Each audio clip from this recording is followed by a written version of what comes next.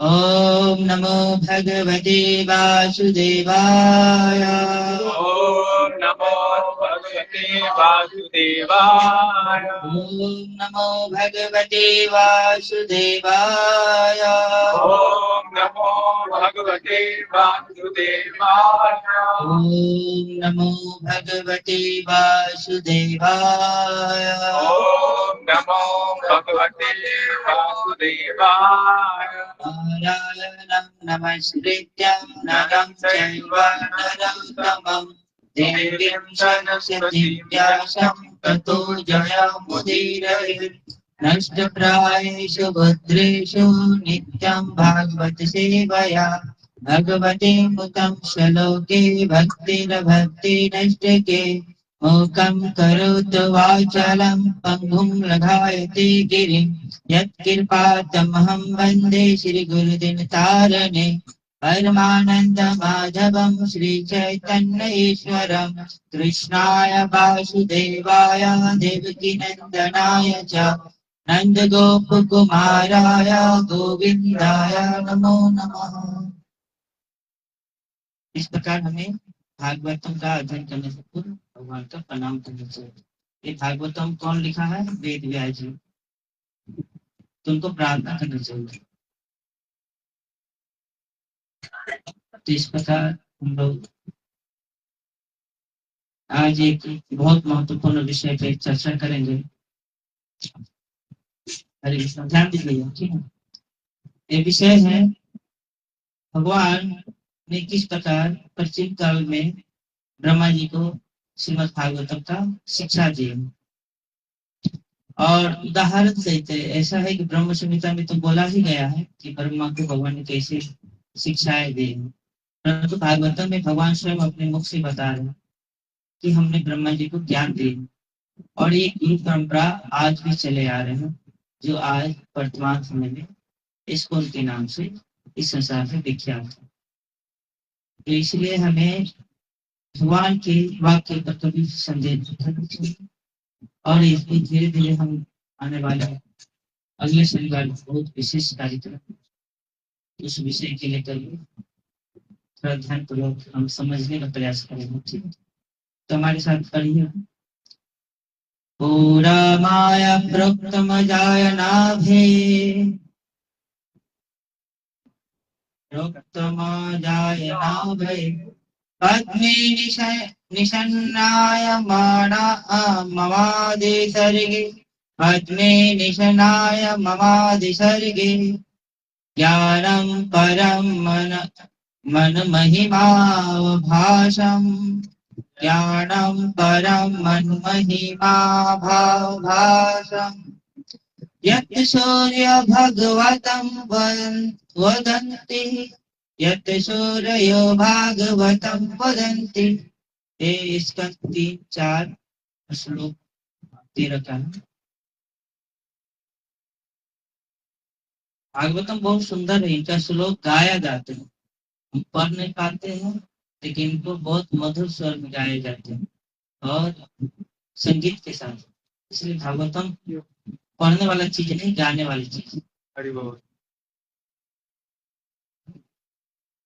पूरा माया प्रोक्तमजाय नाभये पूरा माया प्रोक्तम जाय नाभये पद्मे निषन्नाय ममादिसर्गे पद्मे निषन्नाय ममादिसर्गे ज्ञानं परं महिमा भाषम् ज्ञानं परं महिमा यत् सूर्यो भागवतं वदन्ति यत् सूरयो भागवतं वदन्ति पुरा माया प्रोक्तं जाय नाभये पुरा मया प्रोक्तमजया नाभये पद्मे निषन्नाय ममादिसर्गे पद्मे निषन्नाय ममादिसर्गे ज्ञानं परं महिमा भाषम् ज्ञानं परं महिमा भाषम् यत् सूर्यो भागवतं वदन्ति। यत् सूरयो भागवतं वदन्ति रिपीट करना। पुरा मया प्रोक्तमजया नाभये पुरा माया प्रोक्तं जायना भये पद्मे निसन्नया ममादिसर्गे पद्मे निशन्नाया ममादिसर्गे ज्ञानं परं मन्महिमावभासम् ज्ञानं परं मन्महिमावभासम् यत् सूरयो भागवतं वदन्ति यत् सूर्यो भागवतं वदन्ति।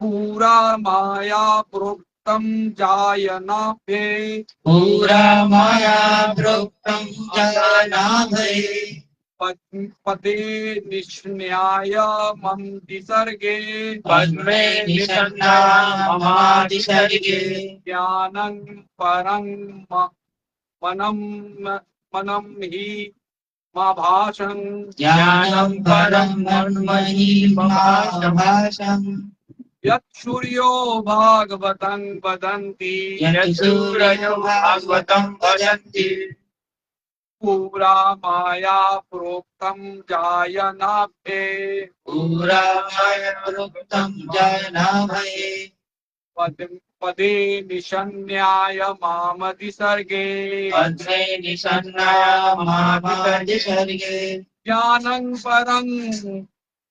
मन्महिमावभाषं ज्ञानं परं मन्महिमावभासम् यत् सूर्यो भागवतं वदन्ति यत् सूर्यो भागवतं वदन्ति।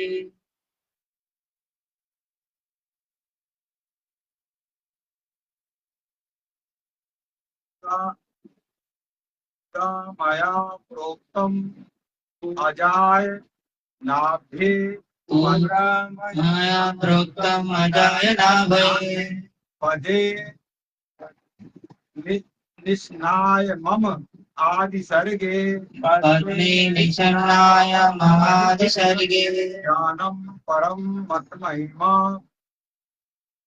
महिमा अवभाषम ज्ञानं परं मन्महिमावभासम् यत् सूर्यः भागवतं वदन्ति यत् सूर्यो भागवतं वदन्ति। पूरा पूरा वर्षित काल में माया माया मेरे द्वारा प्रोक्तम कहा गया था अजाया ब्रह्मा से नाभे नाभि से बाहर पद में कमल पर निषन्नाया स्थित मम मेरा आदि शरीर सृष्टि के प्रारंभ में ज्ञान परम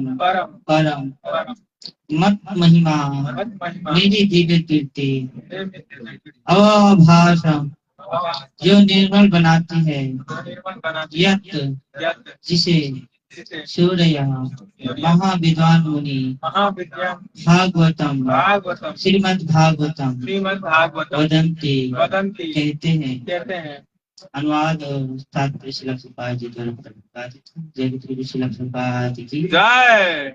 हे उद्धव, प्राचीन काल में कमल रूप कल्प में सृष्टि के प्रारंभ में मैंने अपनी नाभि से उगे हुए कमल पर स्थित ब्रह्मा से अपने उस दिव्य महिमाओं के विषय में बतलाया था जिसे बड़े बड़े मुनि श्रीमद् भागवतम के रूप में जानते हैं। यहाँ पे बहुत सुंदर शब्दों का व्याख्या है। भगवान जब भी बोलते हैं श्रीमद् भागवतम ही बोलते हैं, भागवत गीता ही बोलते हैं। इस बात को आप लोग समझ जाइए। ऐसा नहीं कि अन्य को बोले तो भागवत गीता नहीं और दूसरे को बोले तो भागवत गीता, ऐसा नहीं। अर्जुन को इसे भागवत गीता नहीं बताना। जितने भी भक्त कथाएं या उपदेश देते तो समझ लेना चाहिए वो भागवत ही है। तो आप लोग हमारे साथ रिपीट करते थे। हे उद्धव, प्राचीन काल में कमल कल्प में सृष्टि के प्रारंभ में प्रारंभ में मैंने मैंने अपनी नाभि से उगे हुए कमल पर स्थित ब्रह्मा से अपनी उस दिव्य महिमाओं के विषय में बतलाया था जिसे बड़े बड़े मुनि श्रीमद् भागवतम के रूप में जानते हैं। तत्व परमात्मा विषय जो व्याख्या ब्रह्मा से कही गई परमात्मा विषय की जो व्याख्या ब्रह्मा से कही गई तथा जो इस महान ग्रंथ के द्वितीय स्कंद में पहले ही बताई गई है उसका और अधिक स्पष्टीकरण यहाँ पर हुआ है। श्री भगवान ने कहा कि ब्रह्मा को बतलाया गया श्रीमद् भागवतम का संक्षिप्त रूप उनके विशिष्ट स्वरूप की व्याख्या के लिए था। द्वितीय स्कंद के उन 4 श्लोकों की निर्विशेष व्याख्या यहाँ निरस्त हो जाती है। इस संदर्भ में श्रीधर स्वामी भी बताते हैं कि श्रीमद् भागवतम का वही संक्षिप्त रूप भगवान श्री कृष्ण की लीलाओं से संबंधित था और वह निर्विशेष तर्क वितर्क के लिए कदापि नहीं था। ओम ज्ञान तिमिरान्धस्य ज्ञानञ्जनशलाकया चक्षुरुन्मीलितं येन तस्मै श्रीगुरुवे नमः। श्रीचैतन्यमनोभीष्टं स्थापितं येन भूतले स्वयं रूपा कदा मह्यं ददाति स्वपदान्तिकम्। वन्देऽहं श्रीगुरुं श्रीयुतापदकमलं श्रीगुरुं वैष्णवांश्च श्रीरूपं साग्रजातं तं सजीवं सावधूतं परिजनसहितं कृष्णचैतन्यदेवं श्रीराधा कृष्णपादान् सगण ललिता श्रीविशाखान्वितांश्च नमो विष्णुपादाय कृष्णप्रेष्ठाय भूतले श्रीमते भक्ति वेदांत स्वामिनिते नामने नमस्ते सरस्वती देवे गौरवाणी प्रचारिणे निर्विशेष शून्यवादी पाश्चात्य देशतारिणी हे कृष्ण करुणा सिंधु दीनबंधु जगत्पते गोपेश गोपिका कांत राधाकांत नमस्तुते तप्त कांचन गौरांगी राधे वृंदावनेश्वरी वृषभानुसुतदेवी प्रणमामि हरे प्रिया। जय श्री कृष्ण चैतन्य प्रभु नित्यानंद श्री अद्वैत गदाधर श्रीवासादि श्री गौर भक्त वृंद हरे कृष्णा कृष्णा कृष्णा हरे हरे हरे राम राम राम हरे हरे।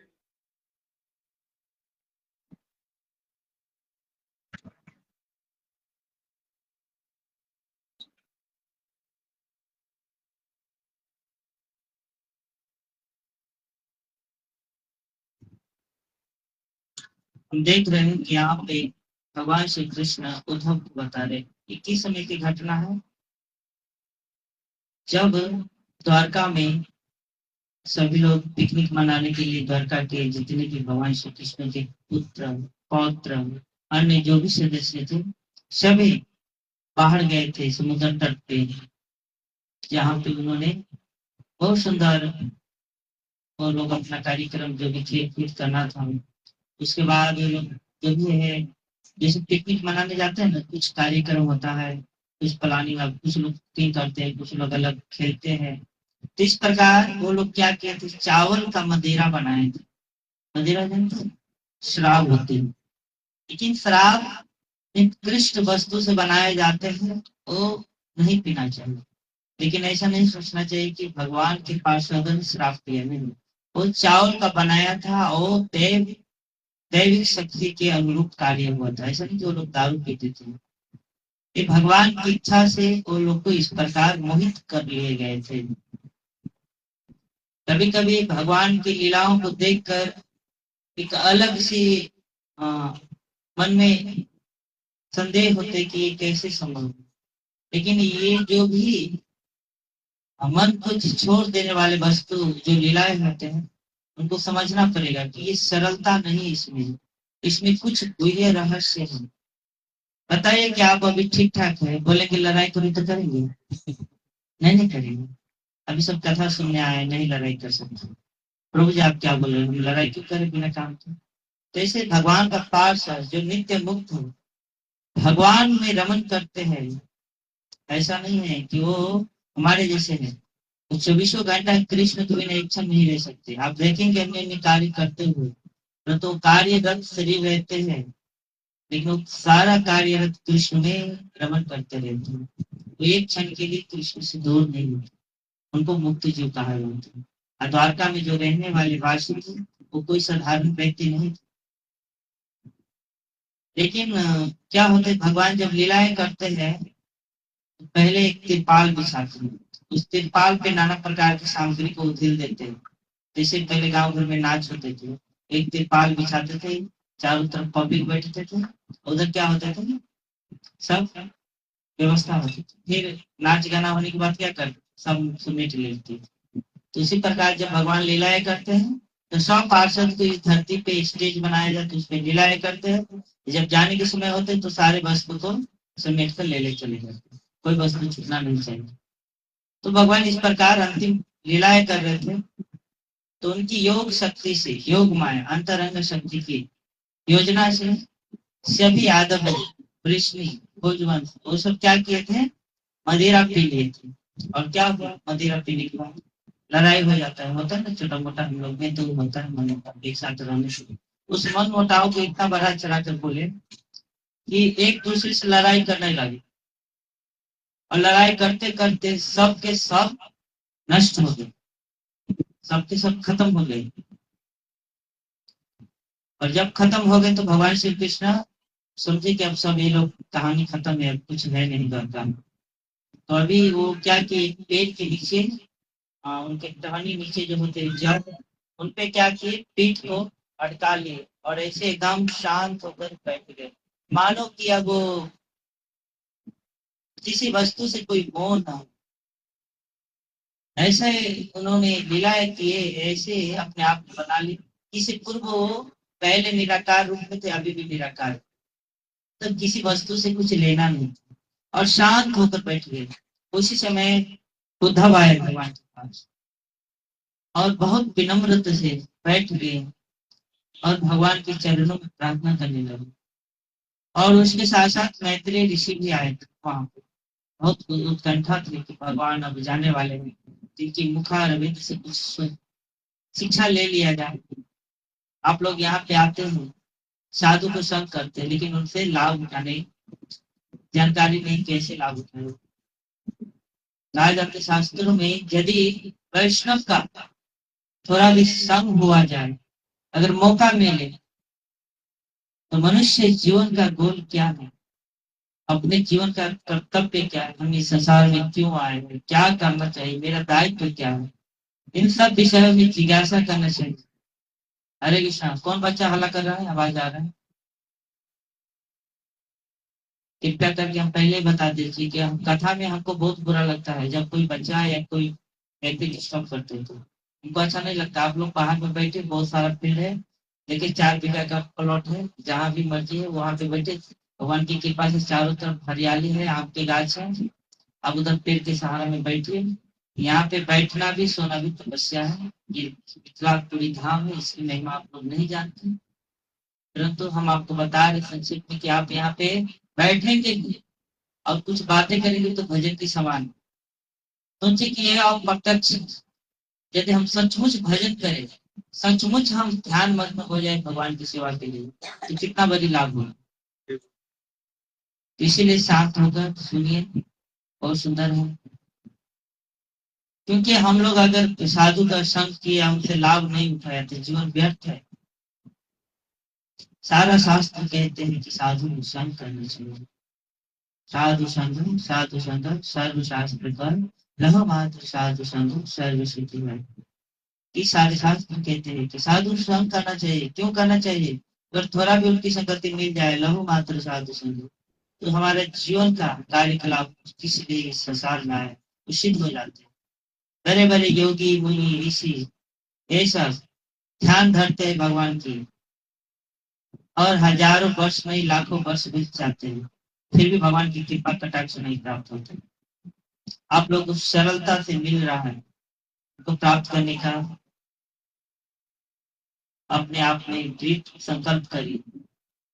नहीं तो हम कलयुग के जीव, शूद्र जीव है, हमारा क्या योगदान है? मंद सुमंद मध्य मंद भाग्य उपद्रता, कि हमारा मति भ्रष्ट हो चुका है, हमारा आयु कम है, हम अभागे हैं, झगड़ालू है, हर समय विचलित रहते हैं, प्रभु जी ये काम नहीं हुआ, वो काम नहीं हुआ, और आएंगे बाद में प्रभु जी हमारे घर की ये समस्या है, और जब यहाँ पे कथा के माध्यम से समस्या का हल बताया जा रहा है तो सुनेंगे नहीं। घर में सच में लफड़ा हो जाए तब आते हैं, प्रभु जी ये प्रॉब्लम हुआ है, प्रभु जी क्या करेंगे? जब आपको बता रहे थे तो आप सुने नहीं। इसीलिए ध्यान दीजिए, ठीक है? कृपा करके आप लोग हम पर कृपा करिए ताकि हम आप लोग को सेवा कर पाए। ठीक है, हरे कृष्ण। कोई भी बच्चा आवाज नहीं करेंगे। तो यहाँ पे बता रहे हैं कि जब भगवान अपनी लीलाएं समेट लेते, उद्धव और मैत्री ऋषि वहां पे आए थे, और उन्होंने भगवान से विनम्र प्रणाम करके उनसे जिज्ञासा की, प्रभु आत्म तत्व के बारे में बताइए। और उद्धव पूछ रहे थे कि प्रभु आप चले जाएंगे तो फिर आपको हम कैसे याद करेंगे, आपके विरह में तो हम मर जाएंगे, हमें नहीं, आपके जितने मुक्त भक्त है यहाँ पे आपके बिना नहीं रह सकते, आप कृपा करके हमें कोई उपदेश दीजिए। आप चले जाएंगे, धर्म किनके संरक्षण में रहेंगे? क्या ये कलयुग अपने प्रभाव से लोग इस प्रकार दंड देंगे?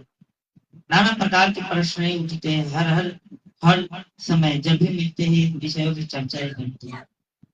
पता है उद्धव आप लोग की तरह नहीं थे, हमारे जैसे नहीं है, ऑलरेडी मुक्त थे, और हमारे लिए प्रश्न कर रहे हैं भगवान से।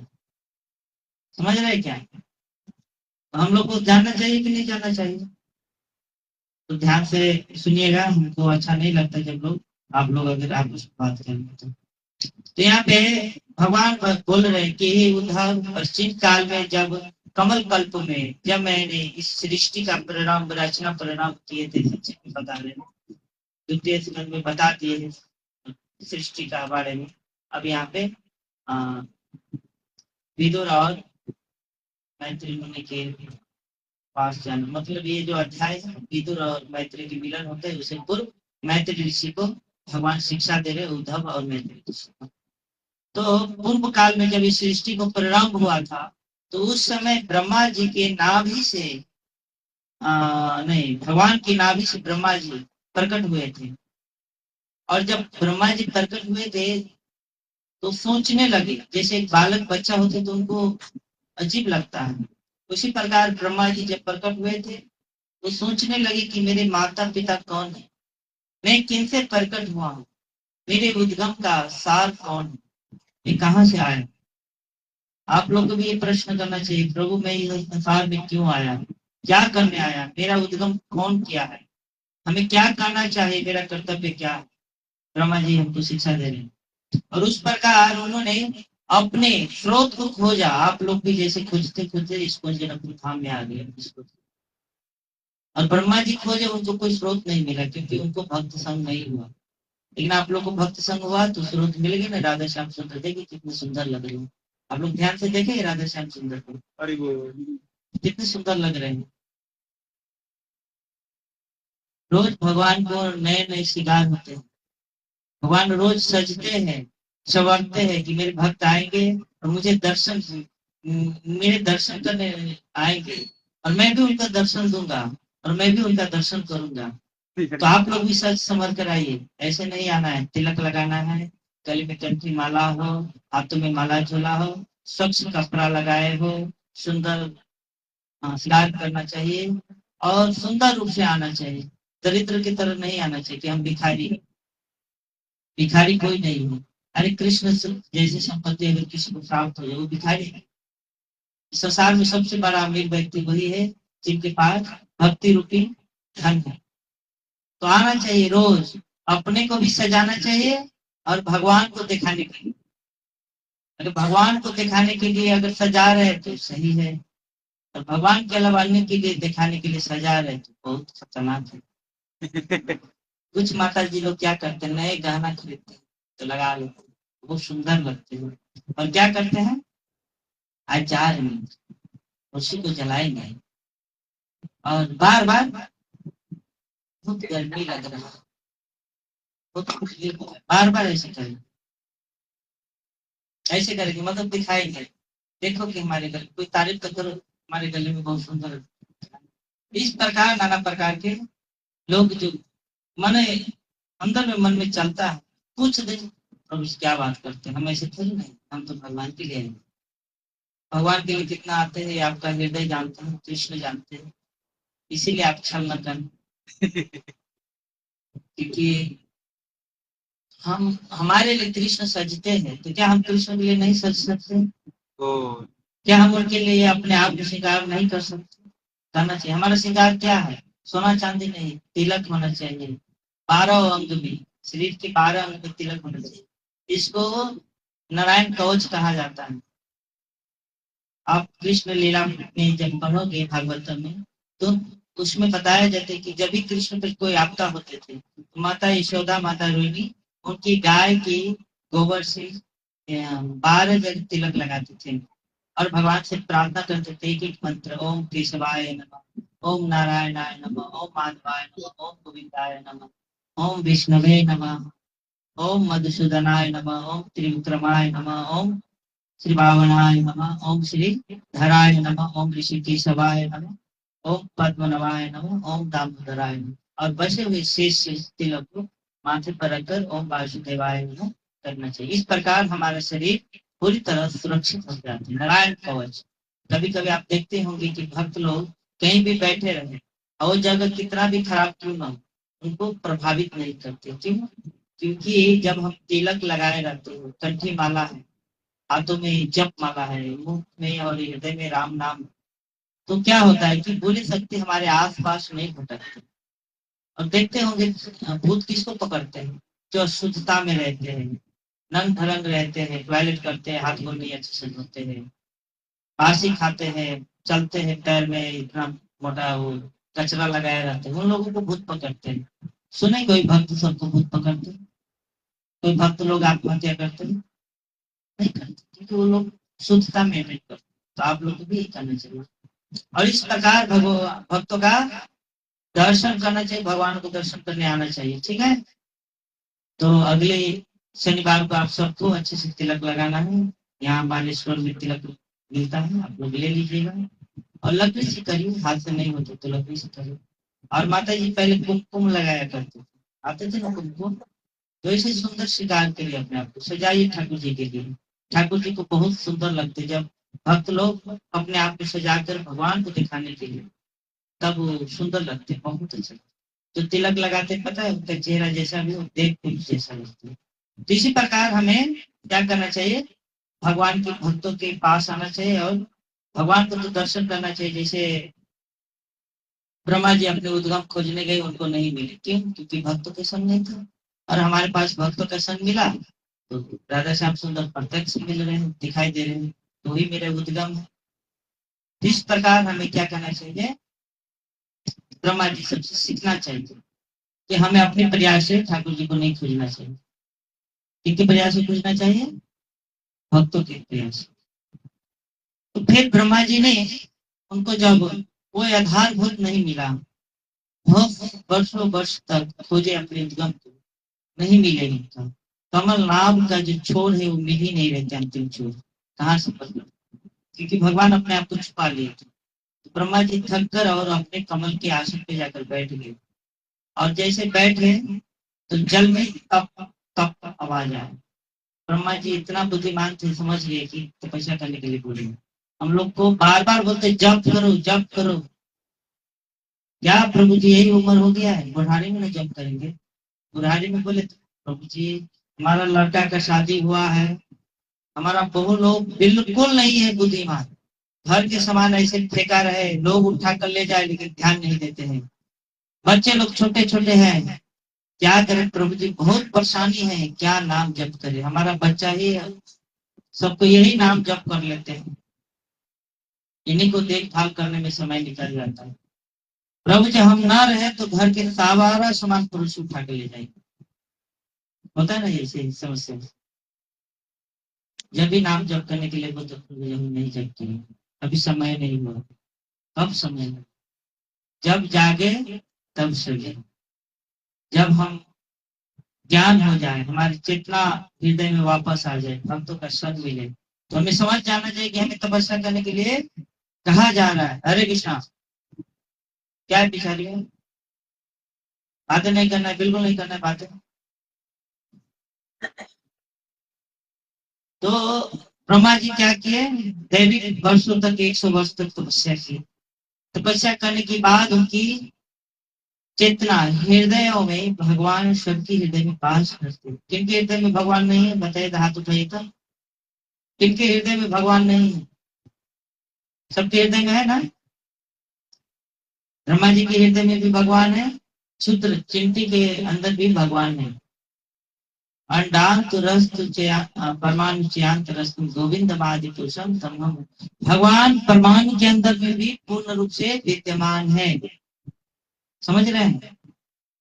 सोचो, ब्रह्मा जी के हृदय में जो परमात्मा है वो क्या हमारे हृदय में अलग है? एक ही है, एक है। सब विश्वास करते हैं। तो जब ब्रह्मा जी को ज्ञान दे सकते तो क्या हमें ज्ञान नहीं देंगे भगवान? हाँ, दे सकते हैं ना। भगवान बोले ना, ददामि बुद्धि योगम, तो मैं अपने भक्तों का बुद्धि देता हूँ। तो ब्रह्मा जी के हृदयों में ज्ञान दिया। कब दिए थे? प्राचीन कल्प के, कमल कल्प की सृष्टि के प्रारंभ में मैंने ही अपने नाभि से उगे हुए कमल पर स्थित ब्रह्मा से अपनी उन दिव्य महिमाओं के विषय में बतलाया था जिसे बड़े बड़े मुनि श्रीमद् भागवतम के रूप में जानते हैं। ये भागवतम का ज्ञान भगवान ने दिए थे। किनको दिए थे? ब्रह्मा जी को दिए थे। और ब्रह्मा जी ने क्या किए थे? इस भागवत को नारद जी को दिए, और नारद जी तो असंख्य भक्त बनाए, सबको अलग अलग ज्ञान दिए, परंतु एक धारावाही होते हैं।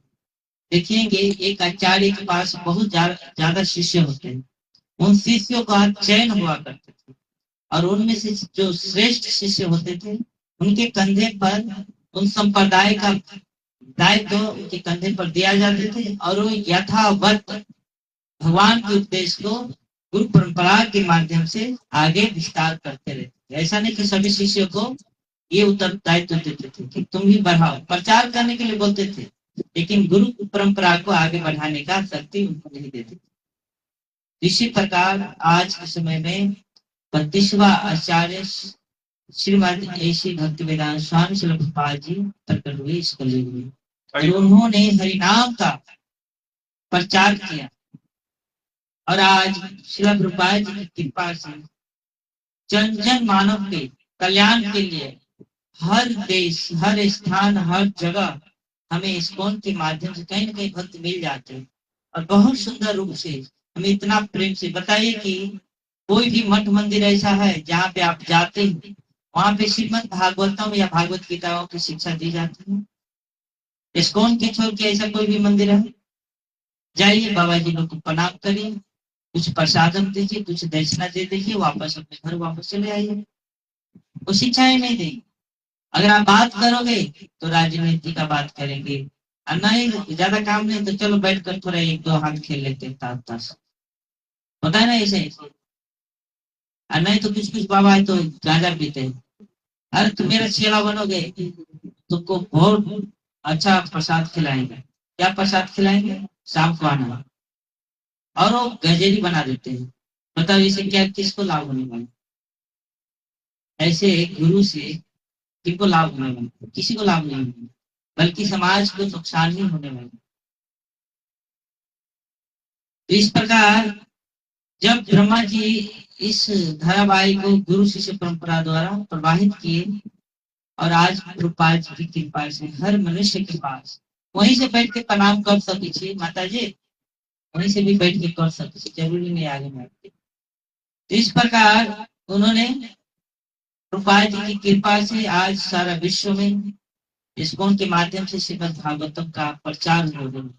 और हमारा एक इस ब्रह्मांड में, इस विश्व में, इस पृथ्वी के सारे मठ मंदिर को देख लीजिए, इस्कॉन के अलावा ऐसा कोई भी मंदिर नहीं है जहाँ पे आपको अपनी चरम अवस्था, मनुष्य जीवन को सार्थक कैसे बनाना, इसके बारे में बताएंगे।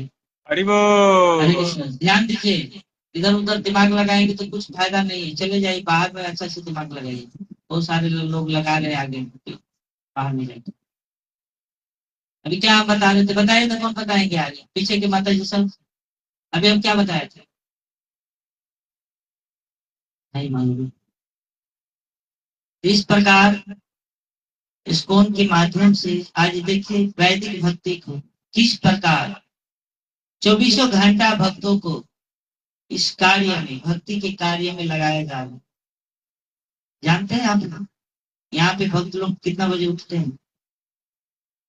3 से लेकर 4 बजे के बीच में उठ जाते सारे, और सुबह स्नान करने के बाद डायरेक्ट 4:30 बजे भगवान के शंख बजते हैं और भगवान को दर्शन करने चले आते हैं। आप लोग को आना चाहिए। जनकपुर में ही रहते हैं ना। मुंबई में लोग 25 किलो 30 किलोमीटर की दूरी मंदिर रहते थे, वहां पे ट्रेन पकड़ के सुबह सुबह जाते थे। नहीं तो अपने जो भी है, साइकिल हो गया, पैदल हो सके तो जाते थे। नजीक के सेंटर में पैदल जाते थे। साइकिल थोड़ा 5 किलो 10 किलोमीटर नीचे जाते थे। ज्यादा लंबा था तो 50 किलोमीटर में तो ट्रेन पकड़ लेते थे। 2:30 बजे उठते थे, 3 बजे जाकर गाड़ी पकड़ते थे और फिर 4:30 बजे मंदिर में चले जाते थे। आप लोग आ सकते थे, जनकपुर तो ज्यादा की दूरी नहीं है यहाँ से। मान लीजिए पुल चौक से भी आएंगे साइकिल से तो 15 मिनट लगेंगे, पैदल आएंगे तो आधा घंटा लगेगा, है ना? ज्यादा लगेगा इससे। तो हमको तो नहीं लगता सब पुले चौक से है। तो आना चाहिए, मंगल आरती में भगवान का दर्शन करना चाहिए। सोचिए प्रभुपाद जी हमको जो सिस्टम दिए हैं, जो वैदिक भक्ति का प्राप्त करने का, इनको पता है, इनको जो पालन करते हैं वो इस संसार के सबसे बड़े, सबसे अलौकिक व्यक्ति बन जाते हैं। भगवान बोलते हैं गीता में, महात्मा सुदुर्लभ। ऐसे महात्मा जो मेरे परायण हो जाते हैं, मेरे कहे अनुसार भक्ति को संपन्न करते हैं, ऐसे महात्मा सुदुर्लभ। ये दुर्लभ ही नहीं है। कोई वस्तु दुर्लभ होती तो चलो एक दुकान में नहीं मिलेगा, मॉल में मिल जाए। सुदुर्लभ हो सकता है नेपाल में न मिले, पूरा विश्व में एक ही जगह मिले, उसको बोलते हैं सुदुर्लभ। करोड़ों करोड़ व्यक्तियों में भी असंभव है। कैसे सुदुर्लभ है? आप लोग को सुदुर्लभ बनना है इस संसार के लिए। मनी बनना है, समाज का ताज बनना है, समाज का। जैसे शास्त्र में कहा जाता है ब्राह्मण लोग समाज का क्या है? ताज है, मुकुट है। इसी प्रकार हम लोग को भी इस समाज के लिए क्या बनना है? मुकुट बनना है, वरदान बनना है, स्वयं को आत्म कल्याण करना है। भारत भूमि जन्म है लिया, जन्म सार्थक करे कर पर उपकार। कि पहले हम अपने जीवन को सार्थक बनाना है, फिर हम समाज के लिए आदर्श व्यक्ति बनेंगे। बनना है ना आप लोग को? हरि बोल। बोले कस के हरि बोल। हरि बोल। नहीं बनना है, लग रहा है। हरि बोल। हरि बोल। मान लीजिए हम लोग ठान ले तो दुनिया को तो नहीं बदल सकते, हम तो स्वयं को तो बदल सकते। इसीलिए तो आते हैं ना जिंदगी में कि प्रभु से कुछ सीखना चाहिए, हमें कुछ जानना चाहिए। तो इस प्रकार सुबह 4:30 बजे मंगल आरती होते हैं, आना चाहिए। पता है हमको बहुत दुख लगता है, हमको ही नहीं, यहाँ पे सारे भक्त को दुख लगता है कि शनिवार को हम कार्यक्रम करते हैं, 300 400 500 लोग आते हैं, कभी कभी 1000 लोग भी आते हैं। और इतने सारे लोग सिर्फ प्रोग्राम के ही समय क्यों आते हैं? हमको पता है ये जनकपुर शहर होते हुए भी देहात ही है। लोग सवेरे उठ जाते हैं, 3:30 बजे 4 बजे उठ जाते हैं, और उनको आना चाहिए स्नान करके मंगल आरती में। क्या करेंगे? क्या करते? सोते हैं, या सुबह उठे तो दुकान खोलते हैं, गाय बकरी पालने वाला गाय बकरी खोलते हैं। तो यही जीवन का लक्ष्य है। क्या हम सुबह सुबह मंगल आरती के बाद 5 बजे 5:30 बजे यहाँ से जाकर गाय नहीं खोल सकते? ठीक है, माला करने में दिक्कत हो तो जब आप पैदल आएंगे तो माला हो जाएंगे, जाएंगे तो 4 माला हो जाएंगे। मंगल आरती भी हो गया, 4 माला भी हो गई, 4 माला हो गया तो मतलब आप मजा से अपना कार्य कर सकते हैं। गृहस्थ लोगों की थोड़ी छूट है कि दिन में माला कर ले, समय मिले तो सुबह कर लेना चाहिए। इस प्रकार अपना समय को मैनेज कर लेना चाहिए। तो मंगल आरती आने का प्रयास करिए। आप लोग आएंगे? हरि बोल। बोल ही नहीं रहे थे। बोलेंगे तब ना पता चलेंगे कि हाँ सच में आएंगे मंगल आरती। देखिए, हम नहीं कह रहे हैं, यहाँ पे शास्त्र प्रमाण है, ब्रह्मा जी बता रहे हैं। यहाँ पे देखिए, ब्रह्मा जी तपस्या किए थे और हम लोग तपस्या नहीं करना चाहते, तो कैसे हम लोग को प्राप्त होगा? रूपाल जी हमको जो वैदिक सिस्टम देकर गए, ये किनका दिया हुआ है? हरे कृष्णा। मजाक अभी बाद में आप लोग चर्चा लीजिए, सुन लीजिए। बाद में आप अपने भक्त जिनके माध्यम से आए हैं उनके संपर्क करके कैसे आना है और कैसे आना है। सुबह आप अगर आ पाए, 2-4 लोग हैं तो सुबह आ जाइए। 4 बजे निकलेंगे तो माजे 4:30 बजे आ जाएंगे यहाँ पे। तो प्रयास करिए 3 बजे उठ जाए, 3:30 बजे नहा धोा के 4:15 में भी निकलेंगे तो भी 4:30 बजे आ जाएंगे। अगर मान लीजिए कभी 5 ही मिनट रहा तो भी आने का प्रयास करें। हाँ, कौन आएंगे कल मंगल आरती में? देखिए, प्रभुपाद जी ने हमको भगवान प्राप्त करने के लिए मार्ग दिए जो ब्रह्मा जी ने प्राप्त किए थे। क्या हम आप लोगों को नहीं चाहिए? भगवान नहीं चाहिए? प्राप्त करना है ना? तो आना चाहिए कि नहीं आना चाहिए? यहाँ पे आना चाहिए कि नहीं चाहिए? आपको चाहिए ना? तो हम देखते हैं कल के कथा, आज की कथा के बाद कल सुबह कौन आते हैं, किनको कृष्ण से प्रेम है, किनको भगवान श्री रामचंद्र को से प्रेम है। माता जानकी को तो सबसे प्रेम है क्योंकि वो घर की है ना। तो सोचो कि जिनकी चरण कमल को धूल बनने के लिए ब्रह्मा शिव आदि लक्ष्मी युग युगांतर तक तपस्या करते, वो श्रीमती राधा रानी किशोरी जी हमारे मिथिला का गौरव है। बेटी बनकर आई है मिथिला में, इस मिथिला की धूल में खेली है। जिनकी कृपा कटाक्ष के लिए बड़े बड़े जोगी मुनि मरते हैं, उनको लिए भी दुर्लभ है। वो सहजता से मिथिला में प्राप्त होने वाले हम सब के लिए, फिर भी हम लोग उनके महिमा को ना जानने के कारण मूर्खता कर रहे हैं। पता है, लक्ष्मी जी जिन माता जानकी की है, तो कहा जाता है माता जानकी कोई और नहीं है, लक्ष्मी ही जी है। तो ऐसा नहीं है। लक्ष्मी जी माता जानकी का स्वरूप से प्रकट हुई है। जिनकी चरण रज बनने के लिए लक्ष्मी जी तपस्या करते हैं, मिथिला की रज में प्रार्थना करते हैं जानकी जी से कि हे माता, हे मेरी शक्ति, आपसे मैं प्रकट हुआ, मुझ पर कृपा करें कि मैं आपके चरणों की रज बन पाऊं। आप यदि कृपा कर देंगे तो मेरा जीवन धन्य हो जाएगा। और सच में किशोरी जी के चरणों में कोई अन्य रज नहीं है। ये रज बड़े बड़े ऋषि मुनि है, माता लक्ष्मी है, उनके रज शरीर पैरों से रज निकलते, कोई और नहीं है। इसीलिए जो जानकी माता हमारे मिथिला की है, उनकी कृपा हमें सहजता से प्राप्त हो रही, तो हमें इन्हें लाभ उठाना चाहिए। नहीं तो ये जन्म के बाद अब नेक्स्ट जन्म कहाँ होने वाला है जरूरी नहीं है ऐसे पावर मिथिला में हम जन्म ले पाए। तो सावधान रहिए, नहीं तो मिला कि अमेरिका में, रशिया में, यूक्रेन जैसे जगह में जन्म ले लिया तो बहुत भयानक स्थिति हो जाएगी। वहां पे कोई ऐसा दिव्य स्थान नहीं है जो यहाँ पे प्राप्त है। समझ रहे हैं? जगन्नाथ मंदिर में एक विदेशी लोग की, हिंदू छोड़कर अन्य किसी को एंट्री नहीं है। और प्रभुपाद जी के बहुत सारे विदेशी भक्त हैं, उनको भी एंट्री नहीं है जगन्नाथ मंदिर के अंदर, सबको बैठ है। आप सोच सकते हैं कि अभी हम सरलता से जो चीज प्राप्त कर रहे हैं तो लाभ उठाना चाहिए। तो हम आशा करते हैं कि कल आप लोग हमारे वचनों की मान रखेंगे।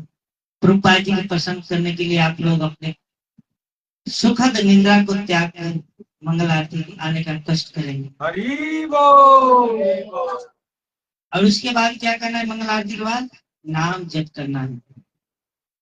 हरे कृष्णा कृष्णा कृष्णा हरे हरे, हरे राम राम हरे हरे। इस प्रकार हमें क्या करना है? जप करना। और जप करने के बाद क्या होगा? ये देखिए एक सिस्टम बता रहे हैं, जरूरी नहीं आप लोग उतना समय रुकेंगे, घर में बहुत सारा कार्य है। देखिए सीखने के लिए तो हम कुछ कष्ट तो करना ही पड़ेगा। इनको जब समझ लेंगे तो हो सकता है हम घर पे भी ये चीज को हम अच्छा से व्यवस्था कर पाए। अगर माता पिता घर में भजन कीर्तन करते हैं तो बच्चा क्या करते हैं? उनके साथ नाचते हैं। माता पिता डीजे बजाएंगे तो बच्चा लोग उसमें भी नाचते हैं। लेकिन क्या है? बच्चा का चेतना जिस कार्य क्षेत्र से गुजरता है वही उनके अंदर में स्थान बना लेते हैं। तो ये हमारा है कार्य कि हमारे बच्चे जैसे भागवत भक्ति बन पाए। भक्त कैसे बन पाए ये हम तय कर सकते हैं। हम यदि मोबाइल में डीजे बजाएंगे, भोजपुरी गाना बजाएंगे तो बच्चा वही सुनकर वही सीखेंगे। यदि हम कीर्तन कथा सुनाएंगे तो बच्चा लोग हरे कृष्णा। कौन बच्चा है? हरे कृष्णा। माता जी सब लोग बच्चा अपना अपना शांत करके रखिए, ध्यान दीजिए, ठीक है? तो क्या करना चाहिए? कथा कीर्तन सुनना चाहिए कि नहीं घर में?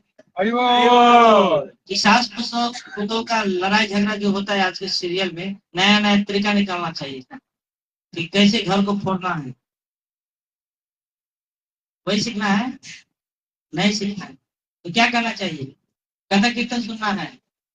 और नहीं समझ में आते हैं तो मंदिर आइए, कभी खाली समय में पूछिए, प्रभु जी हमको तो आता है। रे बुआ, यहाँ पे कोई मोबाइल में फोटो नहीं खींचेंगे या नहीं वीडियो बनाएंगे। लाइव चल रहा है तो देखना है, दिखाना है। नहीं तो पता चले कि हम कथा सुनने आए थे, मोबाइल में ही टाइम निकल गई, कुछ भी समझ नहीं पाए। तो इसीलिए आप लोग को क्या करना है? माला जप करना है। और जप करने के बाद भगवान को सुंदर श्रृंगार होते हैं, 7:15 में दर्शन खुल जाते हैं। दर्शन करना चाहिए। और भगवान के दर्शन होने के बाद दर्शनार्थी के बाद गुरु पूजा होना चाहिए। और गुरु पूजा के बाद भागवत पढ़ना चाहिए, भागवत गीता भागवतम पढ़ना चाहिए 1 घंटा कम से कम। और भागवतम पढ़ने के बाद जो भोग बनाए होते हैं उस भोग को लगाना चाहिए। बोलेंगे प्रभु जी अकेले कैसे कैसे समझ लेंगे? 2 लोग रहते, 3 लोग रहते, मिलकर करते हैं। अकेला भी होते तो भी मोबाइल में कथा बजा दीजिए और कोई रेडियो है, टेप है, उसमें लगा दीजिए और मजे से कुकिंग करिए। और कुकिंग करने के बाद ठाकुर जी को भोग लगाइए और फिर पाइए। और उसके बाद 10 बजे से अपना कार्य क्षेत्र में प्रवेश करिए, एक चिंतन करते हुए कि शाम को हम भगवान को पुनः आकर सेवा कर पाए। और ये कार्य क्षेत्र प्रभु की कृपा से हमें प्राप्त है, इसीलिए हमें ये कार्य करना चाहिए। इस प्रकार संध्या टाइम जब आप आएंगे घर पे ड्यूटी के बाद, काम के बाद, तो क्या करना चाहिए? स्नान करिए और वस्त्र चेंज कर लीजिए। और उसके बाद भगवान को संध्या आरती करिए, भोग लगाइए, प्रसाद खाइए। समय हो तो लेक्चर सुनना चाहिए जिस अनुसार समय है। और फिर रात्रि में समय से सो जाना चाहिए, तो भी हम सुबह उठ पाएंगे। 9 बजे 9:30 बजे सो जाएंगे तो सुबह 3 बजे से उठ जाएंगे, 3 बजे तक नींद चाहिए। इस प्रकार जब हम कार्य करेंगे तो ये दिनचर्या बहुत सरल है और बहुत सुखपूर्वक, सुखम अकर्तुम, ये बहुत सुखपूर्वक है, इतना सुखपूर्वक है कि इनको एक बार यदि जीवन में धारण कर लिए तो हमें ऐसा लगने लगता है कि संसार में जो हम कर रहे थे वो शुगर कुत्ते से कम नहीं था। शुगर भी अपने खाने के लिए मौत सुबह सुबह ढूंढने लगती है। पहले तो लोग बाहर में जाते थे तो ताजा ताजा मिल जाते थे, अब उन लोगों को भी बहुत कष्ट हो गई, बाहर में लोग अब नहीं जाते। इस प्रकार कितना कष्टदायक है। हम लोग का भी स्थिति ऐसे ही हो गई। सुबह उठो 3 बजे 4 बजे, दुकान में झाड़ू लगाओ, दुकान ओपन करो, फिर काम के लिए बाहर जाओ। इस प्रकार अलग अलग कार्य सुबह से लेके रात 10 बजे तक लोग करते रहते, और घर में जाते फिर भी शांति नहीं है शांति घर में। नहीं, बिल्कुल नहीं। क्योंकि आप जब भक्ति करोगे, घर पे अगर भगवान की सेवा करोगे, तो आपका घर का जो भी कार्य है वो भगवान के केंद्र बिंदु हो जाते हैं। जो भगवान के केंद्र बिंदु कार्य होते हैं वो कभी भी दुख नहीं आने देते। वो समझ जाते दुख का मतलब क्या होता है।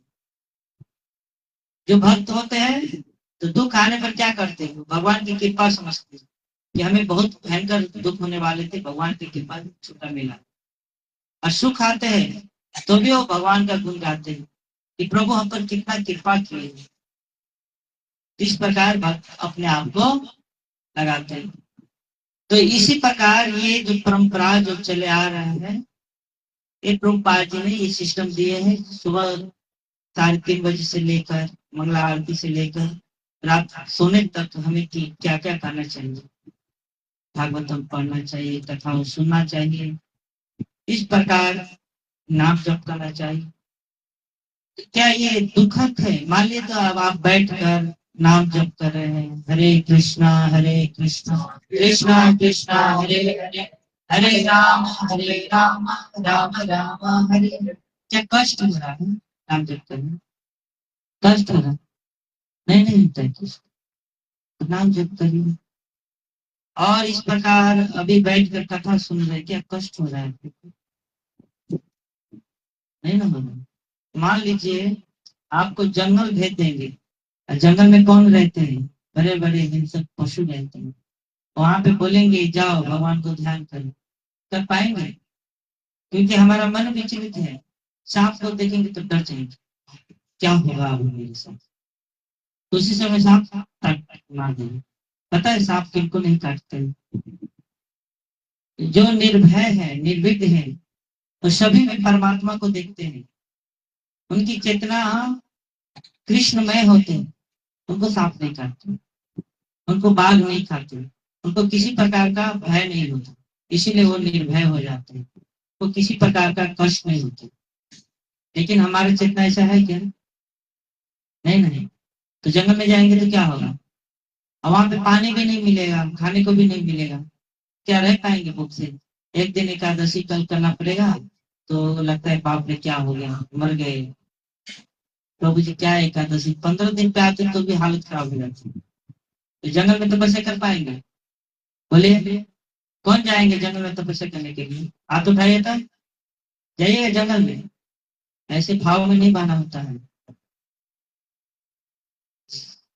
अभी आपको जंगल छोड़िए, रात को ये हमारा जो उधर रूम बना है, घर बना है, उसके ऊपर जाकर एक रात बैठ जाइए, सो जाइए आराम से बेड में लगा के। अगर आप सो गए रात भर तो समझ लेंगे कि आप बहुत बड़े तपस्वी हैं। अकेले में वहां पे सो जाइएगा तो समझ लेंगे आप लोग बहुत बड़े तपस्वी हैं। असंभव है। बोलने के लिए हम बोल सकते हैं, लेकिन संभव नहीं है। अब उनको छोड़िए, हमारा आयु कितना है अभी?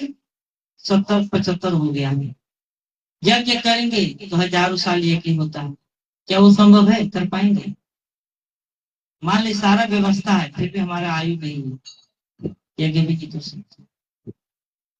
क्या हम वेद मंत्र को सही से उच्चारण कर सकते हैं? नहीं कर सकते। तो इसीलिए कलौ तद हरि कीर्तना, कलयुग में सिर्फ केवल हरि नाम का कीर्तन करना है। रूपाल जी आचार्य द्वारा जो हमें दिया गया है वैदिक भक्ति का, उनका पालन करना है। हरे कृष्णा। ध्यान दीजिए, थोड़ा देर ध्यान नहीं दे, नजर नहीं फेराए तो ये लोग एक दूसरे से गप करने लगता है। तो ऐसा नहीं करना चाहिए। तो अभी हमें क्या करना चाहिए? रूपाल जी को दिया हुआ व्यवस्था को हमें इससे लाभ उठाना चाहिए। मनुष्य जीवन मिले हैं भगवान के भजन करने के लिए। देखिए यहाँ पे कहा जाता है, एक मिनट हम आपको कुछ दे रहे हैं। हम भागवतम से कुछ उदाहरण दे रहे हैं, आप लोग समझने का प्रयास करिए, ठीक है? अतः पुण्य देश श्रेष्ठ वर्णाश्रम विभाग सो निश्चित धर्म से संस्कृति हरितोषण। सावधानी से सुनिए, हरे कृष्णा। बहुत महत्वपूर्ण वाक्य है, हम आपको बताने जा रहे हैं। जब बड़े बड़े विद्वान व्यक्ति बैठते हैं और वो निरीक्षण करते हैं कलयुग के जीव के लेकर।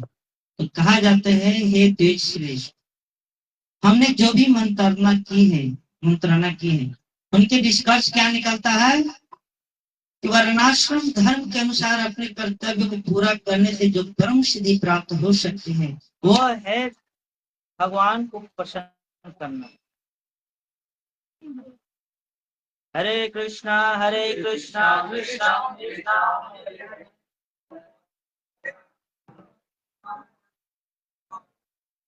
हरे कृष्णा कृष्णा कृष्णा हरे हरे, हरे राम हरे हरे, हरे कृष्णा कृष्णा कृष्णा हरे हरे, हरे राम राम राम हरे हरे। हरे कृष्णा।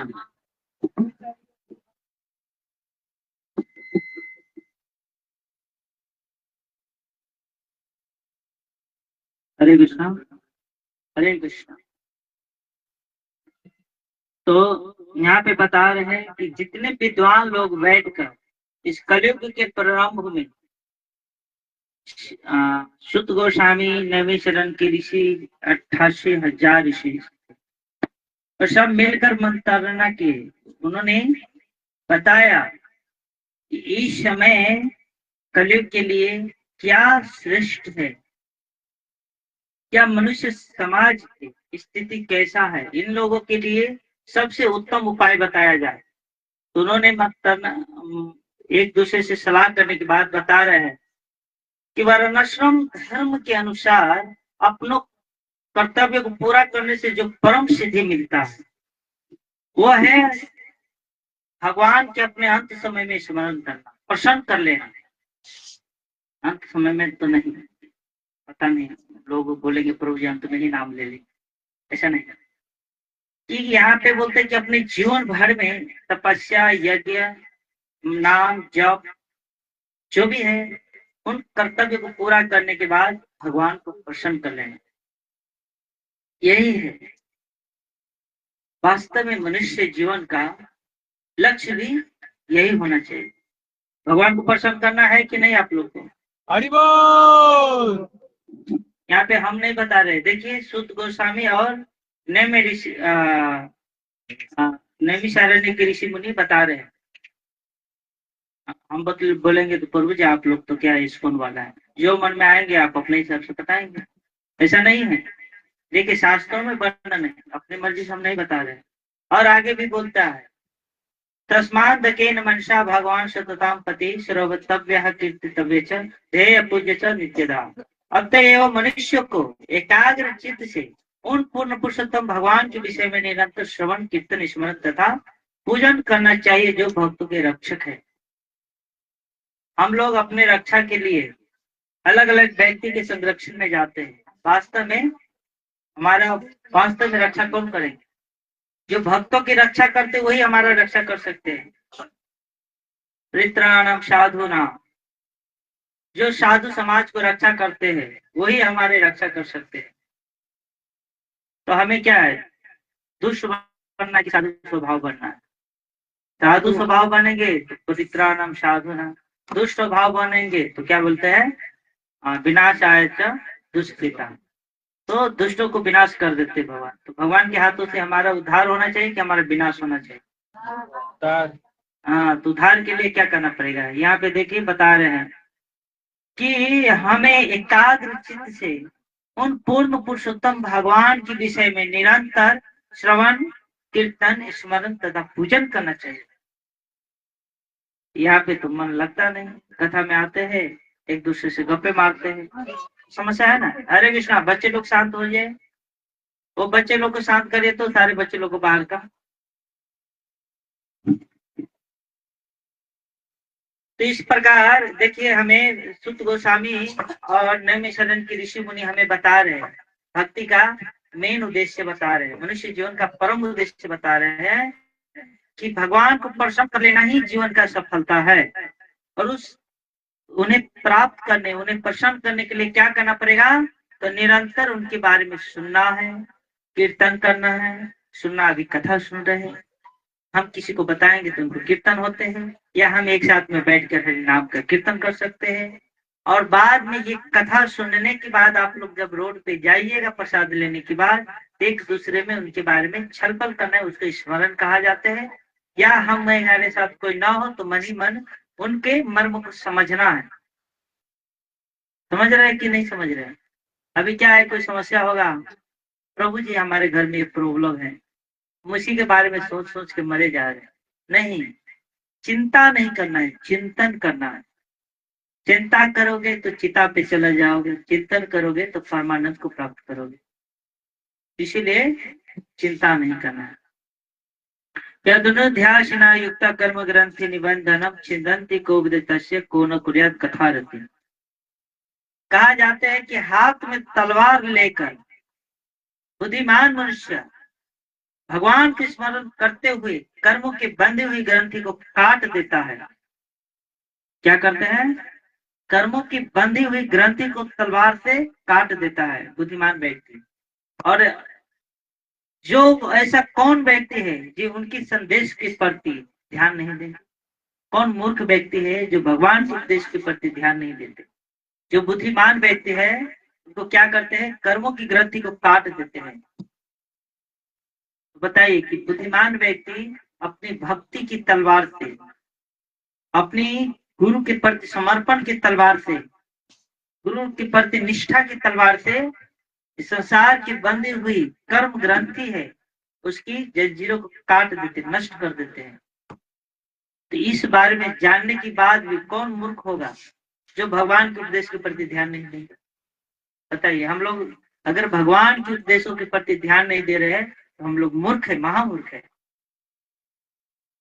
हम अपने कर्म ग्रंथि को नहीं काट पा रहे हैं तो समझिए कि हमारा जीवन विफल है, बेकार हो गया है। यहाँ पे बताया जा रहा है, सुशो श्रद्धा नश्य वासुदेव कथा ऋषि श्यान महंत सेवया विप्र पुण्य तीर्थ निसेवना। कि हे दीजो, जो भक्त समस्त पापों से पूर्ण रूप से मुक्त है उनकी सेवा करने से महान सेवा हो जाती है।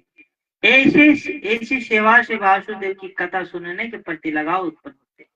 अब देखिए, इसे पीछे हमने क्या बताया है कि कर्म ग्रंथि को काटना है, और उससे पूर्व क्या बताया गया है कि भगवान की महिमाओं का निरंतर श्रवण कीर्तन स्मरण पूजन करना है। इसको करने का, इसका विधि बताएंगे कौन, इसको कैसे पालन करेंगे। यहाँ पे बता रहे हैं कि भगवान के उन भक्तों को सेवा करना चाहिए जो भक्त अपने आप को सांसारिकता से मुक्त करके अपने लक्ष्य श्री कृष्ण को ही समर्पण कर दिया है। उनकी सेवा करने से, देखिए अभी यहाँ पे फोन है, यहाँ पे बहुत सारे भक्त आते हैं, तो कुछ होते हैं पुराने होते हैं, कुछ नए होते हैं। तो नए भक्तों में कुछ कमी दिख जाते हैं, है भी, क्योंकि संसार से मुक्त होने में समय लगता है। हम लोग एक ट्रेन लेकर चल रहे, सफर पे चल रहे, और ये ट्रेन क्या है? गोलोक जाने वाले मार्ग है, और उनमें हम भी बैठे हैं, हमारे साथ जो भी आते हैं वो सब बैठते हैं। और जो बैठेंगे तो अवश्य गोलोक जाएंगे, जो उतर जाएंगे, अरे ट्रेन का खिड़की टूटा हुआ है प्रभु जी, हमको हवा नहीं लगता, ये प्रॉब्लम है, उतर जाएंगे तो गोलोक जा पाएंगे? तो क्या करना है? बैठना है कि नहीं ट्रेन में? क्या हो रहा है आप लोग के पीछे में? क्या है? हरि बोल, क्या है? भर दिन ऐसे क्या करता रहता है? जाओ बाहर में जाके गप करो। एक बार बोल देते समझ में नहीं आते हैं।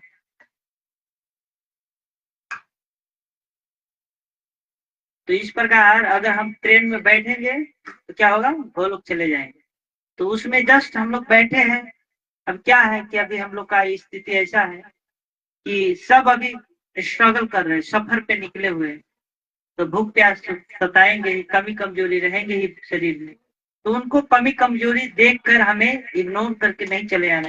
प्रभु जी स्कूल में तो ऐसे बदमाश लोग भी हैं, हम क्या करने जाएंगे, हम सुरक्षित नहीं, ऐसा नहीं। हर प्रकार के व्यक्ति को आश्रय स्थल है यहाँ पे, और हमारा प्रयास है कि सभी को कल्याण हो, मंगल हो। इसी इच्छा से इसको व्यवस्था कर रहे हैं। लेकिन आप लोग को क्या करना है? ऐसे दोष को देखकर अपने आप को विफत नहीं करना है, भक्ति मार्ग को पकड़ना है, उन भक्तों को संग में रहना है और उनसे, मान लीजिए अगर आपको किसी से चित्त नहीं मिल रहा है बातें करने में, मंदिर में प्रश्न करने में, तो अन्य भक्तों से संपर्क करिए।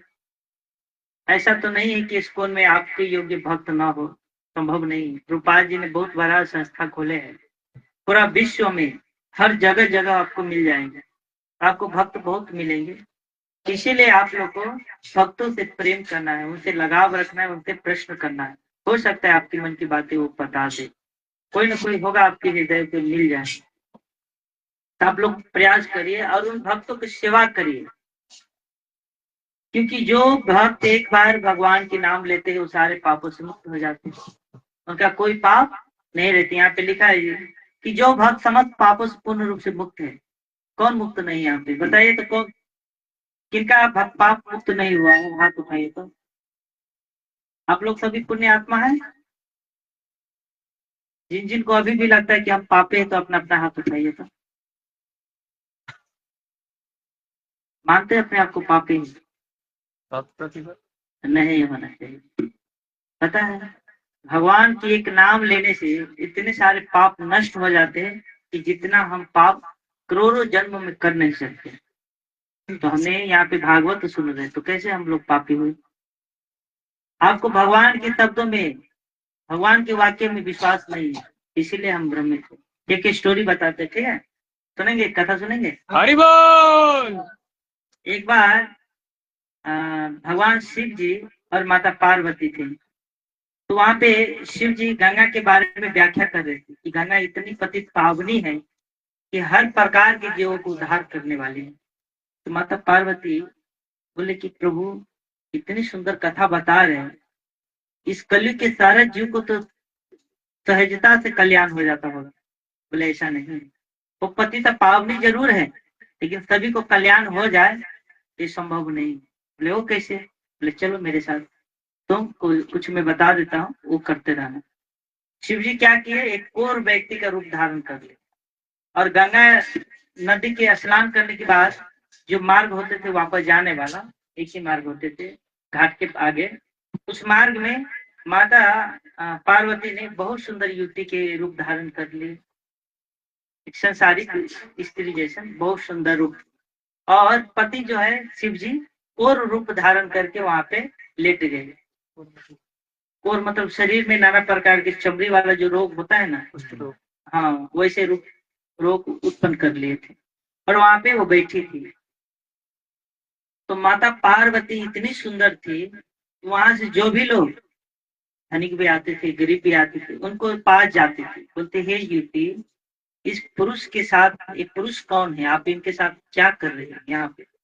बोलते मेरे पति है। बोले ऐसे पति को छोड़ दो, मेरे पास, मेरे साथ चलो, मैं तुमको रानी बना के रखूंगी, क्योंकि आपके स्थान यहाँ पे नहीं है, आपके स्थान हमारे महल में होना चाहिए। आप इतनी सुंदरी है, इतने अच्छे हैं, आप एक कोर की पत्नी कैसे हो सकती है? ये अच्छी नहीं है। बहुत सारे लोग इस प्रकार का बोलते थे और उनसे पूछते थे कोई कोई लोग कि आप ठीक है यहाँ पे क्या कर रही है इनको लेकर? तो वो बता रहे थे कि जो व्यक्ति संपूर्ण पापों से मुक्त है वो मेरे पति को स्पर्श करते ही ये ठीक हो जाएंगे। एक ऋषि ने मुझे कहा था, तो मैं इसीलिए यहाँ पर आया हूँ कि यहाँ पे बहुत सारे साधु महात्माएं आते हैं जो मेरे पति को स्पर्श करके ठीक कर पाए। बहुत सारे लोग आते थे और वो एक और शर्त थे, अगर यदि मेरे पति को स्पर्श किया, मेरे पति ठीक नहीं हुआ तो भस्म हो जाएंगे, मर जाएंगे। तो कोई भय के मारे उसको टच नहीं करने आते थे और सब एक ही बात बोलते, सुंदरी मेरे साथ चलो, मेरे साथ चलो। तो उसके बाद ऐसे बहुत देर हो गए, कोई इस्कॉन के भक्त स्नान करने के लिए गए थे। इस्कॉन ऐसा नहीं कि आज रूपा जी स्थापित किए तब से इस्कॉन है। इस्कॉन यहाँ पे देखिए ब्रह्मा जी के ही भगवान दिए, तब से इस्कॉन स्थापित है, समझे कि नहीं? कृष्ण भावनामृत का भक्त गए थे स्नान करने, वो जब स्नान करके आए तो बहुत दया आई। देखिए देखने का नजरिया होते, भक्त होते हैं तो दया दृष्टि से देखते हैं, और लोग होते हैं अपने अपने मन स्थिति के साथ लोग की दृष्टि से देखते हैं। तो भक्तों की दया आई और उन्होंने बोले कि हे देवी, ये पुरुष कौन है, आप इनके साथ यहाँ पर क्या कर रहे हो? बोले कि हे महादेव, ये मेरे पति है, इनका कुष्ठ रोग हो गया है, वो चमड़ी वाला जो रोग होता है वो हो गया है, और इनका उद्धार एक ही शर्त पे होगा, जो व्यक्ति सारे पापों से मुक्त है वो मेरे पति को स्पर्श करेंगे तो उनका उद्धार हो जाएगा, ये ठीक हो जाएगा। तो सारे, मैं इसी आशा से यहाँ पे बैठी हूँ। बोले ठीक है, मैं अभी आपका पति को ठीक कर देता हूँ। तो बोले सावधान, यदि मेरे पति ठीक नहीं हो पाया तो आप भस्म हो जाएंगे। बोले हे देवी, आप नहीं जानती कि जो व्यक्ति गंगा में एक बार स्नान कर लेते हैं तो उनके जीवन में कोई पाप शेष रह नहीं जाता। मैं जस्ट अभी अभी स्नान करके आया हूँ, बीच में मैं किसी प्रकार का पाप नहीं किया। आप चिंता मत करिए, आपका पति ठीक। जैसे स्पर्श किए वो व्यक्ति ठीक हो गए, और उसके बाद वहां से भगवान मुक्त हो गए। हरि बोल। तो उसके बाद माता पार्वती को समझ में आया कि वास्तव में लोग स्नान करने जाते हैं लेकिन दृढ़ विश्वास नहीं कि मैं अभी तक पापों से मुक्त हुआ, मुक्त हो चुका है। माता गंगा की इतनी शक्ति है तो मुक्त कर दिया सारे पापों से, लेकिन हमें क्लियर नहीं है, हम संतुष्ट नहीं कि हम मुक्त हुए हैं। समझ रहे कि नहीं? तो उसी प्रकार हरिनाम का एक नाम जो है उस विशाल अग्नि के समान है, और हमारे कई करोड़ जन्मों के पाप उस अग्नि के चिंगारी के समान है। समझे कि नहीं? तो मान लो यदि अथाह समुद्र है और उसमें एक चिंगारी का बूंद पड़ेंगे तो समुद्र जलेगा कि वो चिंगारी खत्म हो जाएगा। तो इसी प्रकार भगवान की करुणा कृपा वो विशाल समुद्र की तरह है, जो अग्नि की चिंगारी हमारे पाप, सारे जन्मों का पाप है। समझ रहे? तो इसी प्रकार हमें निश्चिंत हो जाना चाहिए कि जब भी हम कथा सुनने जाते हैं तो हम सारे पापों से क्या है, मुक्त है। हमें विश्वास होना चाहिए हम पापी नहीं है। पता है भगवान बोले हैं चतुर्विधा भजन्ते माम जन नाम सुकृति नो अर्जुन, कि हाँ ए अर्जुन, मेरे पास 4 प्रकार के पुण्य आत्माएं आते हैं। पुण्य आत्मा बोला है, पाप आत्मा नहीं बोले। जो मेरे पास आ जाते हैं वो पापी नहीं रहते। मनोवृत्ति से, अपनी ही मनोवृत्ति से वो अपने ही इस इच्छा से आते हैं कि हमारा भौतिक उत्थान हो जाए। हरे कृष्ण। शांति से सब लोग बैठिए। समझे कि नहीं समझे? तो हमें विश्वास करना है कि हम जब कथाएं सुनने आते हैं, भक्तों का दर्शन करने आते हैं, तो समझ लेना चाहिए कि हमारे पाप नहीं है। दर्शन पवित्र करे यही तुम्हारे गुण। वैष्णव के दर्शन से हम पवित्र हो जाते हैं, हमारे अंदर कोई शेष पाप नहीं होते। इसीलिए आज से आप लोग ठान लीजिए कि आप लोग पापी नहीं है, सोचना नहीं कि हम पापी हैं। समझे कि नहीं? इसीलिए हमें क्या करना है, अब से अच्छे से भजन करना है। हम लोगों को कल्याण कर सकते हैं, जिस प्रकार वो वैष्णव ने कहा था माता पार्वती को कि मैं आपके पति को ठीक कर सकता हूँ क्योंकि मैं पापी नहीं हूँ। शर्त सिर्फ थे कि पापी नहीं होना चाहिए। तो उसी प्रकार हम लोग, हरे कृष्ण, बाद में बात कर लीजिएगा, हम लोग पापी नहीं हैं। तो इसी प्रकार जो भक्त इस संसार के पापों से मुक्त है, यहाँ पे लिखे है जो भक्त समस्त पापों से पूर्ण रूप से मुक्त है, उनकी सेवा करने में महान सेवा हो जाती है। उनकी सेवा करने से बड़े सेवा होते हैं, और ऐसे सेवा से भगवान वासुदेव की प्रबल प्रेममयी कथाओं में भक्ति का आस्वादन प्राप्त होने लगते हैं। और आगे क्या बोलते हैं, नष्ट प्राय सुभद्रेशु नित्यम भागवती सेवया भागवती उत्तम श्लोके भक्ति भक्ति नष्ट।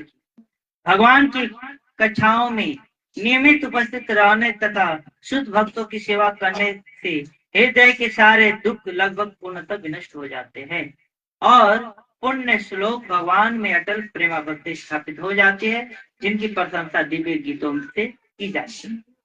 इस प्रकार की यदि हम भागवत कक्षाओं में बैठते, कक्षा ही एक हिसाब से, और इस प्रकार हम उनके मार्ग से बताए हुए शुद्ध भक्तों की सेवा करते हैं भक्त लोगों को, तो लगभग हमारा दुख नष्ट हो जाता है। बहुत सारे लोग ऐसे बोलते हैं हमको बहुत दुख है, दुख तो है, लेकिन इस दुख को नष्ट करने को उपाय भी तो बताए जा रहे, उपाय दे रहे नहीं आके। लेकिन अब कथा अच्छे से नहीं सुनोगे, नहीं जानोगे, तो कैसे आप अपने दुखों को फिर आएंगे बाद में, प्रभु जी हमारे घर में बहुत दुख है, बहुत समस्या है, यहाँ पे उपाय दे रहे हैं, तो उसको नहीं सुनेंगे। शनिवार को आपको कल होकर आएंगे, प्रभु जी ये समस्या है। यहाँ पे पूर्ण रूप से देखिए शुद्ध गोस्वामी बता रहे हैं। और उस प्रकार सेवा करने से क्या होगा कि भगवान पुण्य श्लोक में अटल प्रेम भक्ति स्थापित हो जाएंगे। इनकी प्रशंसा बड़े बड़े देवता लोग अपने गीत में कहते हैं। हम पहले ही बोले भागवतम पढ़ने वाली चीज नहीं, गाने वाली चीज है, गीत है, संगीत है। इस प्रकार हम जब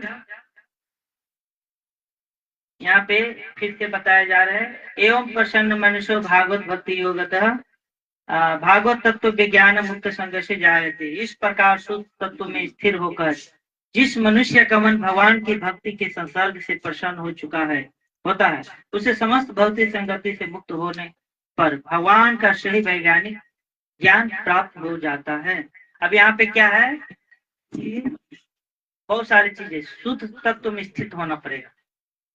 लहसुन प्याज छोड़ना पड़ेगा, 4 नियम अच्छे से पालन करना पड़ेगा, मांस मछली छोड़ना पड़ेगा, लहसुन प्याज छोड़ना पड़ेगा, चाय कॉफी सब तब भी छोड़ना पड़ेगा, जुगा सटा छोड़ना पड़ेगा। भगवान को वैदिक सिस्टम हमने जो बताए थे पहले कि भोग लगाकर खाना है, नाम जप करना। इस प्रकार यदि हम ऐसे करेंगे तो क्या होगा कि हमारा मन भगवान की भक्ति में संसर्ग होने से प्रसन्न हो जाएंगे, हम हमेशा प्रसन्न चित्त रहेंगे, कभी किसी प्रकार का मन में क्लेश नहीं रहेंगे। और इस प्रकार संसार की आसक्ति से मुक्त होकर भगवान की वैज्ञानिक ज्ञान को प्राप्त कर लेंगे वही तत्व के साथ।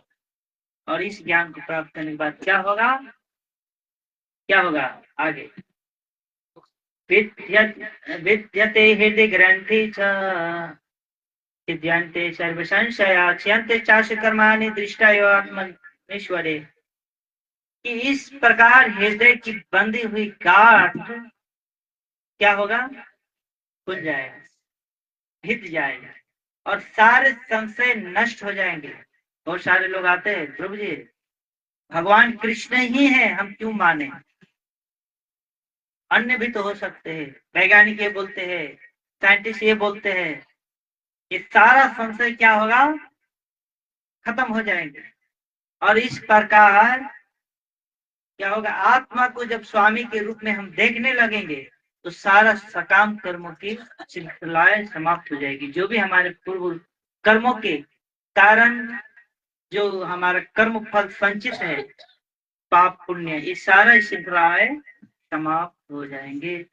फिर उसके बाद क्या करेंगे, वासुदेव परादेव वासुदेव परामखा वासुदेव परायोगा वासुदेव पराक्रिया वासुदेव परम ज्ञानम वासुदेव परम तपा वासुदेव परो धर्म वासुदेव परागति। तब इस प्रकार हम वासुदेव को हर प्रकार से देखने लगेंगे, हर ज्ञान हर कार्य के लिए। इस प्रकार हमारा सारा हृदय के जो ग्रंथि है कट जाएंगे और शास्त्र के अनुसार पूर्ण रूप से हम कृष्ण भावनामृत में स्थिर हो जाएंगे और संशय रहित होकर हरे कृष्णा कृष्णा कृष्णा हरे हरे, हरे राम राम राम हरे हरे। इस प्रकार संशय रहित होकर भगवान का नाम का कीर्तन निरंतर कर पाएंगे। और तो आशा करते हैं शायद हम जो भी बताए होंगे इसको समझ पाए होंगे।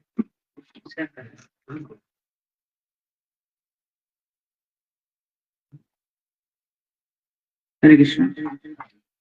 तो अगले आने वाले एक शनिवार जो है बहुत सुंदर कार्यक्रम भी है, और शनिवार से पूर्व सोमवार को भी बहुत सुंदर हरि नाम संकीर्तन है, परसों सोमवार को। तो लगभग संध्या टाइम 3 बजे जो भी भक्त चैतन्य महाप्रभु के मिशन में सहयोग देना चाहते हैं तो अवश्य आइएगा, क्योंकि भगवान ने बोले हैं पृथ्वी आज यत आदि नगर ग्राम सर्वत्र प्रचार हुए मोरे नाम, कि पृथ्वी के जितने भी आदि नगर ग्राम जो है वहां पे मेरे नाम का प्रचार होगा। हरे कृष्णा कृष्णा कृष्णा कृष्णा हरे हरे, हरे राम राम राम हरे हरे। इस प्रकार हरि नाम का प्रचार होगा। और ऐसा नहीं कि हम ही करेंगे, अरे चैतन्य महाप्रभु बोले हैं हम क्यों करें, उनका काम है, नहीं। चैतन्य महाप्रभु बोल दे हैं होगा तो होगा। और प्रभुपाद जी आकर पूरा पृथ्वी में सेंटर खोल दिए।